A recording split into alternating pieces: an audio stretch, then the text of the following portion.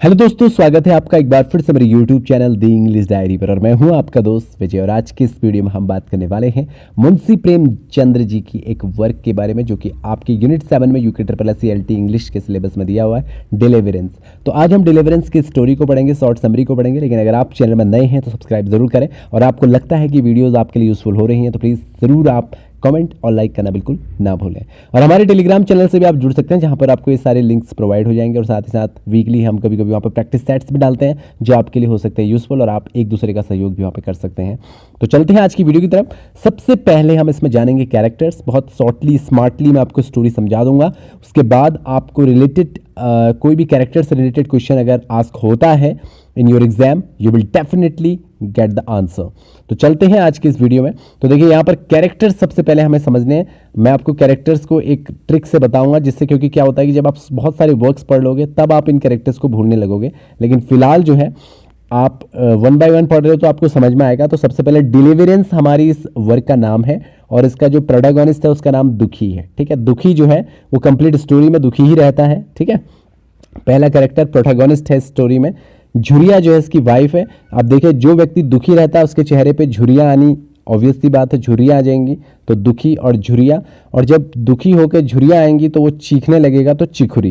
ये तीन इसके जो है कैरेक्टर हैं, दुखी, झुरिया और चिखुरी। ठीक है, दुखी जो है इसमें हस्बैंड है, झुरिया वाइफ है, और चिखुरी जो है वो दुखी का दोस्त है। ठीक है, और नेक्स्ट इसमें इंपॉर्टेंट जो कैरेक्टर आता है वो है पंडित घासीराम और घासीराम की वाइफ। ठीक है, तो ये दो आपको याद रखने हैं। और इस स्टोरी को शुरू करने से पहले मैं आपको बता दूं कि इसमें किस चीज़ के बारे में बात की गई है। इस चीज़ में जो है आपका कास्ट सिस्टम के बारे में बात किया हुआ है, और साथ ही साथ डिस्क्रिमिनेशन जो हम कहते हैं, जिसे डिस्क्रिमिनेशन हम कहते हैं भेदभाव, उससे संबंधित स्टोरी है। और बताया गया है कि किस तरह से रियलिटी बेस्ड स्टोरी है, कि किस तरह से एक व्यक्ति के साथ किस माइंडसेट से उसको जो है उसका हैरेसमेंट किया जाता है, और किस प्रकार से एक तुच्छ समाज की नज़रें, तुच्छ समाज की परंपराएं जो बनाई हुई थी या बनाई हुई हैं, उनमें किस प्रकार से एक नीची जाति का व्यक्ति जो है वो अपने आप को इस प्रकार से मानसिक प्रताड़ना देता है कि वो स्वयं भूल जाता है कि वो भी एक मनुष्य है। तो आप इस पूरी स्टोरी में देखेंगे कि जो दुखी कैरेक्टर है वो एक्चुअली एक दलित वर्ग का या कास्ट का व्यक्ति होता है। और यहाँ मैं आपको और इसमें डिटेल चीज़ें बता रहा हूँ कि दुखी जो है दलित शूद्र या टैनर है। ठीक है, पूछा जा सकता है कि दुखी कौन था, उसकी कास्ट क्या थी। तो दलित शूद्र या द टैनर, आप तीनों याद रखें। नीड जो है, ये नीड ही है जो उसको पूरे उसकी मौत का कारण बनती है। फाइनली जो है दुखी की मौत इसमें हो जाती है। तो ऑस्पिशियस डेट जो है अपनी बेटी की सगाई के लिए उसे निकालनी थी, एक शुभ तारीख, और इस वजह से उसको पंडित जी के यहाँ जाना था। झुरिया उसकी वाइफ है। ठीक है, चिखुरी जो है उसका फ्रेंड है, लेकिन ये मेंबर ऑफ गोंड कम्युनिटी है, गोंड कम्युनिटी का एक मेंबर भी है। ठीक है, थोड़ा एक्टिव है।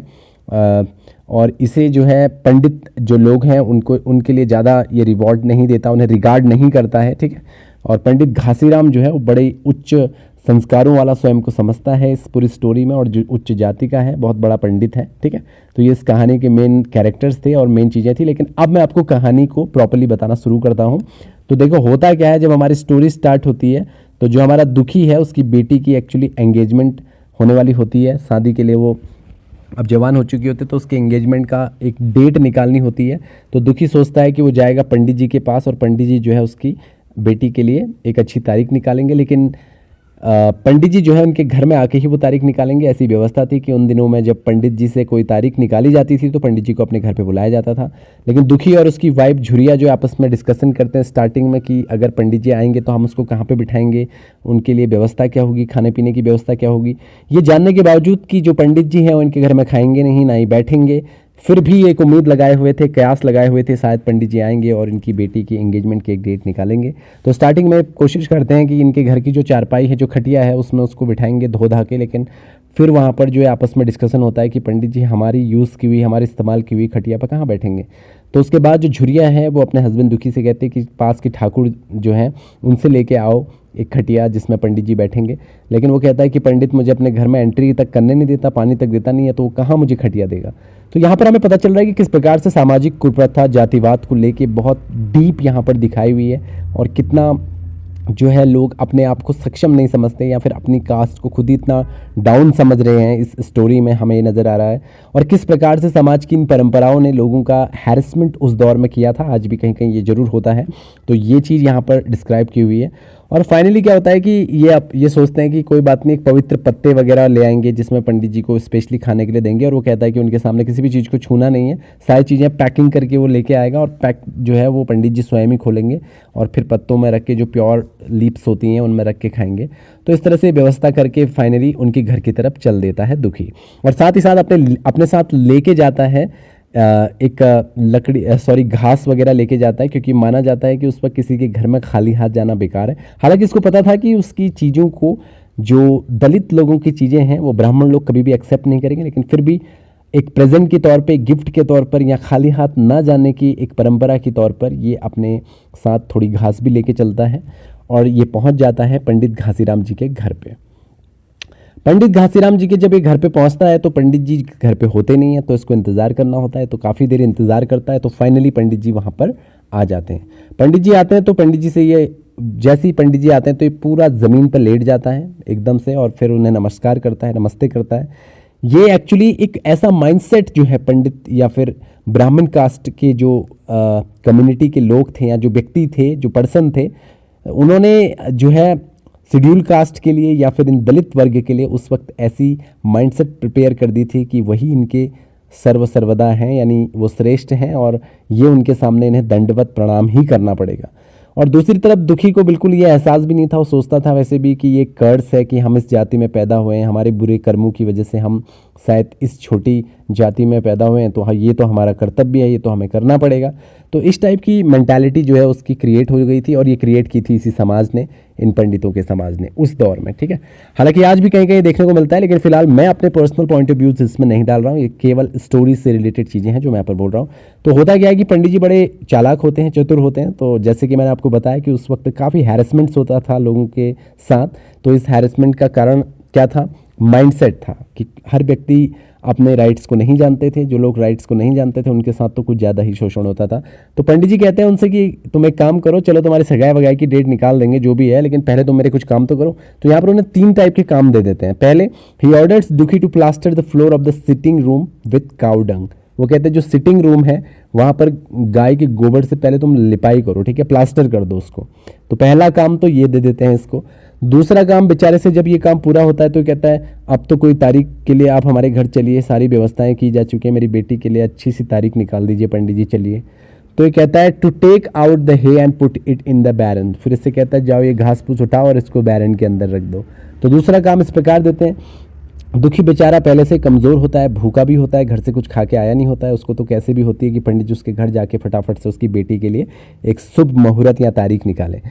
उसके बाद ये काम करने के बाद फिर जो है पंडित जी के पास वो फिर जाता है, लेकिन पंडित जी फिर उसको कहते हैं स्पिल्ट द वुड। वो वुड सामने होता है एक लकड़ी का बहुत बड़ा सा टुकड़ा, और वो कहते हैं इसके पीसेस करो, इसको छोटे छोटे टुकड़ों में विभाजित करो, पहले ये करो फिर उसके बाद देखते हैं तेरी बेटी के तिथि वगैरह का, डेट वगैरह का। तो ये बेचारा उस काम को करने के लिए भी रेडी हो जाता है। तो आप देख रहे हैं कि यहाँ पर किस प्रकार का जो है एक मेंटली एक व्यक्ति को ऐसे प्रिपेयर किया जा चुका है कि उससे जो कहा जा रहा है वो सब कुछ करा जा रहा है, ठीक है। काफ़ी थक जाता है। काफ़ी थकने के बाद पहले तो उसको लकड़ी वकड़ी फोड़नी आती नहीं है, लेकिन वो बहुत प्रयास करता है। फिर फाइनली उसको जो है धूम्रपान की आवश्यकता पड़ती है, क्योंकि नॉर्मली उस टाइम पे आज भी आप देखते होंगे कि जो इस प्रकार के काम करते हैं उन लोगों को खास तौर पे बीड़ी सिगरेट तंबाकू वगैरह की बड़ी आवश्यकता नज़र आती है। तो ये जो है अब ये उनसे तो मांग नहीं सकता पंडित जी से, क्योंकि पंडित जी तो इसको देंगे नहीं, क्योंकि एक दलित वर्ग के व्यक्ति को अपने पीने वाले सुट्टे वाली चीज़ें कहाँ दे देंगे। तो ये जो है अपने दोस्त के पास जाता है, चिखुरी के पास। तो चिखुरी जो है इसे सजेस्ट करता है कि पंडित के यहाँ क्यों लगा पड़ा है इस तरह से, अपनी बेटी की जो भी इंगेजमेंट हो रही है डेट वेट खुद ही फिक्स कर ले, क्या ज़रूरत है उसमें पंडित जी से कहने की। और पंडित उससे इतना काम करा रहा है लेकिन तो फिर भी लगे जा रहा है। तो लेकिन फिर भी ये उसकी बिल्कुल भी नहीं सुनता और उससे तम्बाकू सिगरेट लेके वहाँ आ जाता है। शुरू में चिखुरी इसकी थोड़ी सी मदद करता है, फिर वो चला जाता है। सिगरेट पीने के लिए तो जो है ये लेके आ गया था, सिगरेट कहें, बीड़ी कहें, तम्बाकू कहें, कुछ भी आप धूम्रपान से संबंधित कुछ भी समझ लीजिए, ठीक है। तो जब ये उसको लेके आता है तो इसके पास जलाने के लिए माचिस नहीं होती है। तो ये बेचारा इधर उधर देखता है, कोई दिखाई नहीं देता है। तो ये जाके पंडित घासीराम जी के घर के अंदर घुस जाता है। जैसे ही ये पंडित जी के घर के अंदर घुसता है तो किचन में जो है घासीराम की वाइफ काम कर रही होती है, और इसे देखकर वो आग बबूला हो जाती है और कहती है कि तू दलित कैसे मेरे घर के अंदर प्रवेश कर गया, तूने मेरा पूरा घर जो है पवित्र कर दिया। और बहुत सारी इस प्रकार की इसको रिबक करती है, गालियाँ वगैरह देती हैं, और एक बड़ा सा कोयला निकालती है और इसके माथे की तरफ फेंकती है। इसके फोरहेड पे जो है वो कोयला जो है हल्का सा जला देता है, लेकिन फिर भी यहाँ पर इसको बुरा नहीं लगता, ये अपने भाग्य को कोसता है कि क्यों ऐसी जाति में पैदा हुआ, ये नीच है, तो इसने गलती कर दी उनके घर के अंदर एंटर करके, और इस गलती की जो सज़ा है ये तो इसको मिलनी ही थी। तो ये सोचते हुए ये फिर वो कोयला पकड़ता है और अपनी बीड़ी जलाता है और उसको पी जाता है। फिर पीने के बाद लकड़ी को काटने लग जाता है। और ये बेचारा काफ़ी थक गया था, भूख भी लग रही थी, लेकिन कुछ खाने को कहाँ देंगे ये लोग इसे, जो इसको अपने घर में प्रवेश तक नहीं करने दे रहे हैं। तो यहाँ पर ये लकड़ी फोड़ते फोड़ते इस तरह से लगा रहता है और बहुत मुश्किल होती है इसके लिए लकड़ी को काटना। तो पंडित घासीराम जो है इसको बार बार मोटिवेट करता है, हाँ हाँ करो करो, सही है, लगे रहो, पूरा काटो, फिर देखते हैं तेरी बेटी की डेट। बार बार इसको इस तरह से उकसाने की कोशिश करता है जिससे काम करे।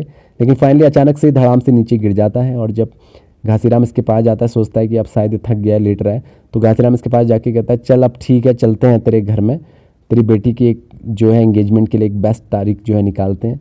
लेकिन जब देखता है तो वहाँ से कोई सामने से रिस्पॉन्स नहीं आ रहा है। तो फाइनली उसे पता चलता है कि जो दुखी है वो दुखी तरह से दुखी मौत मर चुका है।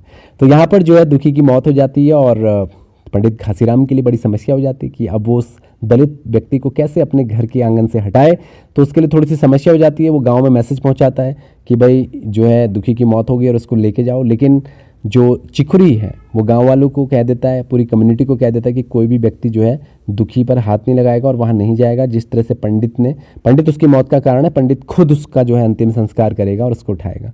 तो पंडित के लिए बड़ी समस्या हो रही थी। वो सोच रहा था कुछ टाइम बाद ये दलित जो है सड़ जाएगा तो इससे स्मेल आने लगी, मेरा पूरा घर वैसे ही अपवित्र तो हो गया है, अब और अपवित्र हो जाएगा। तो ये फाइनली उसके पाँव में एक रस्सी बांधता है, उसको घसीट के जंगल की तरफ ले जाता है और जंगल में जाके उसकी लाश को छोड़ देता है। उसकी लाश को चील कौवे खा जाते हैं।